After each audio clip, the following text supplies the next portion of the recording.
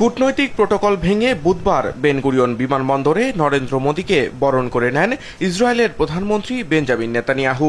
দীর্ঘ ৯ বছরের ব্যবধানে আবারও ইসরায়েলের মাটিতে পা রাখলেন ভারতের প্রধানমন্ত্রী। করমর্দন আর আলিঙ্গনে দুই নেতার রসায়ন ছিল চোখে পড়ার মতো। বিমানবন্দরে আতিথেয়তা শেষে সরাসরি বৈঠকে বসেন দুই রাষ্ট্রপ্রধান। ভারতের প্রধানমন্ত্রী জানান, প্রযুক্তি, পানি ব্যবস্থাপনা এবং কৃষিসহ বিভিন্ন গুরুত্বপূর্ণ খাতে দুই দেশের সহযোগিতা আরও জোরদার হবে। সামাজিক মাধ্যম এক্সে এই বৈঠককে অসাধারণ বলে অভিহিত করেন তিনি।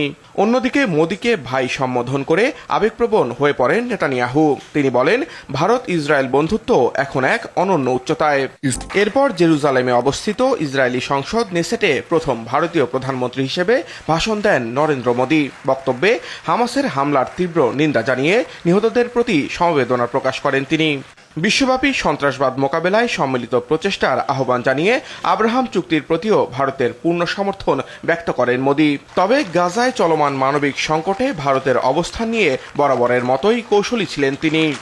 2 দিনের এই সফরে মোদীর সাথে গুরুত্ব পাচ্ছে আঞ্চলিক স্থিতিশীলতা ও অর্থনৈতিক করিডোর ইস্যু।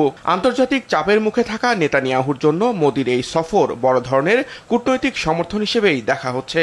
গাজা পরিস্থিতি নিয়ে বিশ্বজুড়ে নানা বিতর্ক থাকলেও তেল আবিবের সঙ্গে দিল্লির কৌশলগত অংশীদারিত্ব যে আরও মজবুত হচ্ছে, এই সফর তারই প্রমাণ।